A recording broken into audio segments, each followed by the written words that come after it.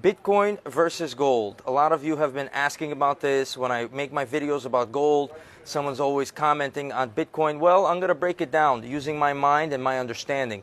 The things I learned about gold, I've learned by working with it, studying it, checking the price, and understanding the nature of economics in the world, right? I know that me and you watching this having something in common, and that's that we want more money. I am building a business for that. I'm a businessman, and whatever tools I have or could use, I will. Whatever intellect I could absorb inside my mind, I'll absorb it, right? It's not a matter of I'm just sitting here telling you about gold every day, gold this, gold that, so on and so forth. So we're going to break down exactly these two pieces, and we're going to put them head to head, right? We're going to imagine this is a Bitcoin. This is obviously gold and diamonds. It's a custom piece made by the custom team. If you want a custom project, you know what to do. And a gold chain from TraxNYC.com. But we're going to imagine that it's a Bitcoin, and we don't have to use much imagination for this. It's an ounce of gold with a diamond frame from TraxNYC.com with a Miami Cuban chain right here. It's 1 ounce of pure gold, Swiss gold right here. It doesn't matter where it's from, though. Miami Cuban Franco chain, all that is great. But what about the value? What about the price? What can I tell you that I perceive to be true? Information that I use for myself to benefit myself and understand things myself, I impart to you for your benefit, right? So let's just jump right into it and figure out exactly where these two items start. So, an ounce of gold. First and foremost, how many ounces of gold just like this are available in the world? Right? That's a very simple question. And before you answer it in your head, it's already right up on the screen right here.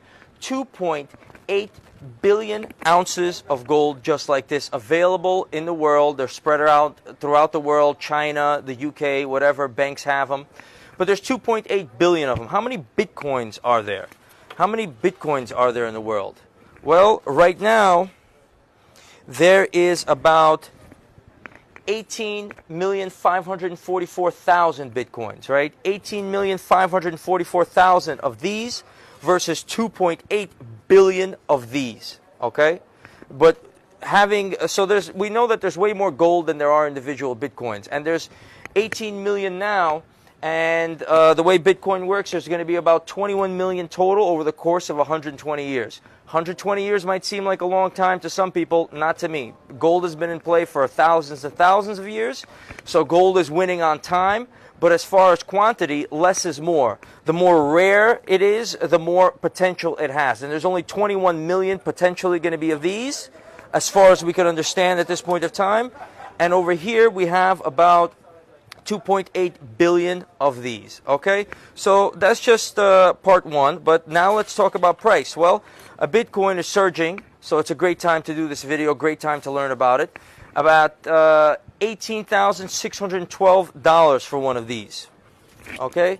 So $18,612 here and $1,878 here. The price is cheaper for an ounce than it is for a Bitcoin at 18,000. However, there are a lot more of these than there are of these. And I'll wrap this up in a nice ribbon for you so you understand where I'm getting at towards the end of this video. Because knowing that there's more or less or older or younger, and it's just pieces of the puzzle we have to tie together if we want to understand money, right? Wanting money is not enough. You have to understand it. You have to understand where you are because you're competing for it. I'm competing for money. I'm hustling. I'm doing backflips, front flips. I'm doing everything I can. And I'm using information to make my moves. And you should do the same thing. The people who aren't watching this video, they're going to be at a disadvantage to the people who are watching it. So pay attention and let's get down to it, okay? So we've got 18 million Bitcoins out there. What is the total value of all the Bitcoins in existence right now? It's $345 billion. $345 billion, and at today's price, over the course of 120 years, there's going to be $390 billion. But right now, there's $345 billion people have in Bitcoins. They put their money in Bitcoins, and the value is $345 billion. On gold, on the other hand, people put their money in gold, and all the gold around the world, how much it's worth. So we know that the Bitcoins are $345 billion. Well, all the gold in the world at $1,878 an ounce for 2.8 billion ounces, about 5.2 trillion. So to make it easy for you, 5.2 trillion versus 0.34 trillion. You got 0.34 trillion here if I had all the Bitcoins in the world, and I'd have 5.2 trillion here if I had all the gold in the world. But in order for me to get all the gold in the world, I'd have to collect 2.8 billion ounces versus 21 million Bitcoin. So that's all these numbers are laid out. Now let's put them together and compare them. Well, if there was as many Bitcoins as there are ounces of gold, each Bitcoin would be at $123, right? But there isn't that many. There isn't 2.8 billion. It's way less than that. It's roughly 21 million. That's the cap. So it'll never be that many, and that's why the price is 18,000. However, if there was only 21 million ounces of gold, right, ever to be around, each ounce of gold would be roughly $284,000. Okay, but so you got $284,000 if there's only 21 million ounces of gold. What does that boil down to? That boils down to that Bitcoin is rarer than gold, far rarer than gold. And if they were equal neck and neck and had all these things in place, Bitcoin would be at $284,000, right? And if it was to be fairly compared to gold by rarity, by scarcity, a Bitcoin is $284,000 versus the $18,000. Does that mean it's underpriced? Well, not quite. We know that this is more rare than this. We've determined that. We've determined that Bitcoins are more rare than gold. But there's something that gold has that Bitcoin doesn't have. I could walk off into the sunset with my gold. Where's my Bitcoin? I have my wallet, but I need my Wi-Fi. I need to connect. I need to transfer to my bank. You'll never touch a Bitcoin in your life, as far as I could tell. It's out there in the digital sphere. So but that's an advantage as well. In the digital sphere, you can transfer money. You could send it to somebody in Hong Kong if you want to buy something over there or do whatever you want. You'll be able to cash it in through some sort of little banking process and get that done. It has that advantage. You don't need to send kilos and kilos of gold. You send 3-4 Bitcoins. You don't need to send anything in the mail, and it's there. And it's transferable, but you can't walk around with it. You can't hide it in your safe. You can't, if something's happening, you can't run for your life with your Bitcoins in tow. You need that internet connection to access your money. That's a little bit of a disadvantage, but it covers that with an advantage. So what could be the disadvantage that prevents Bitcoin to be valued relative to gold at $284,000? Well, Bitcoins are rare, but cryptos are not. And that's where the game comes in. It's a beautiful idea, but I could make Trax crypto, I could make anything, and there's plenty of cryptos out there, and I'm sure you know a lot of them. And you don't need to buy a Bitcoin if you want to buy crypto and send money to Hong Kong or anywhere in the world. You could buy all these other cryptos. So the fact that Bitcoin has its status and it's original is great. But the fact that it could be duplicated and replicated infinite amount of times, Chase could have their own crypto, the U.S. government could have its own crypto with the currency. It puts it at a disadvantage because you don't really need to buy into it. And the other disadvantage is 120 years is not a long time. You want to pass some Bitcoins to your kids, 120 years or their grandkids, and will slip by like that. There's no more Bitcoins being mined. What happens then? No more Bitcoins being mined. No one's running the machines. The blockchain starts with this. AI comes around. It's tricky. It's tricky. Gold is going to be gold everywhere in the universe. It's rare. It's something I talk about in my gold seminars. It has that time-honored advantage. What they both boil down to is the dollar. The dollar, as you're well aware, depreciates over time. When I was a kid, I'm 34 years old now. When I was a kid, juicy fruit was 25 cents. Now it's 35 cents. Slice of pizza was $1. Now it's $2.25. The dollar's losing value. If you're out there saving money in dollars, you're a sucker to me. I tell that to people. You know, my parents have been suckers their whole lives. They never were able to invest. They were never able to do what they needed to do. They're not suckers, and they're my parents. They brought me to the United States and gave me a chance to sit here and hustle, and I'm very thankful for that. but I'm hustling with nothing because they were never able to save, they were never able to invest, they were never able to make moves, and I'm going to spare myself from that, I'm going to spare my children from that, I'm going to spare you from that as well if you know how the game is to be played, right?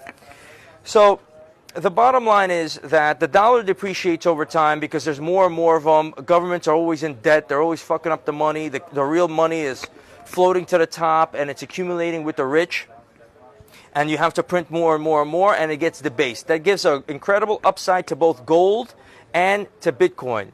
However, Bitcoin has that disadvantage where they might use other cryptos and they might forget about Bitcoin, but if not, and you only have those 21 million Bitcoins around and money keeps pouring into it because people use that particular crypto versus other cryptos, you might see a valuation like this someday, 284,000 or something like that, right? However, it's all about the Fed because metals and code are metals and code. The people that give it value, that make this world what it is, are people. They're not anything else. And people make choices. The Federal Reserve, if it debases its currency and all that money that's out there comes out of hiding, tries to buy art and this and that, the dollar might be dying and you might need a reserve currency. It's not a dollar anymore. People might not trust it. Something vile might happen. If they're going to go for gold, which there's 2.8 billion ounces, the price of gold will be about $100,000 an ounce, something around there. If they go for Bitcoin, each Bitcoin is going to be about $1 million. And that plays to its disadvantage because $1 million Bitcoin, that's too much. Now, I understand that Bitcoin can be broken down into different little pieces, but whatever claims the name of money is going to be the winner. Whoever has that money beforehand is going to be the winner. That's pretty much it. If Bitcoin claims that name or another crypto claims that name, then that crypto or Bitcoin is going to be the big winner depending on how many denominations that there are. 2.8 billion or 21 million. If it goes back to gold, which it might, you might win. And when I tell people about gold, I'm not just sitting here ranting about gold, telling you to buy gold. All I'm telling you is that if you buy this, it'll pay for itself over time. That I know. Because the Fed is going to keep printing money, keep doing what it's supposed to be doing. But there you have it. You see the advantages, the disadvantages. You're placing a bet, you can have a little bit of this, a little bit of that. That's really what it comes down to. Bitcoin has a serious upside. That's probably why it's holding at this value that it is. And as far as the numbers I could tell, if people are going to be using cryptos, they're going to be using Bitcoin, and they're going to be pouring more money into something there's only 21 million of or 18 million of, you have a serious upside there. And you might win. And that's probably why the price beat 10,000 and 15,000 back at. There's somebody somewhere needs to buy a lot of something and move money quietly to someone else, and they're doing it with Bitcoin. They're not doing it with gold. On the other hand, if people need to have vast reserves of something that they could hold in their bank, the bank is going to be likely doing it with this. They don't want it on a computer somewhere in cyberspace. My take on it, take my information, compare it with someone else's information, absorb as much information as you can, play the game, make yourself an advantage, take your money, property, gold, Bitcoin, assets, stocks, whatever you need to do for your life, that's what counts out here. And when you get rich, come see Trax NYC, buy your piece, make your custom, shop TraxNYC.com. What else can I possibly tell you?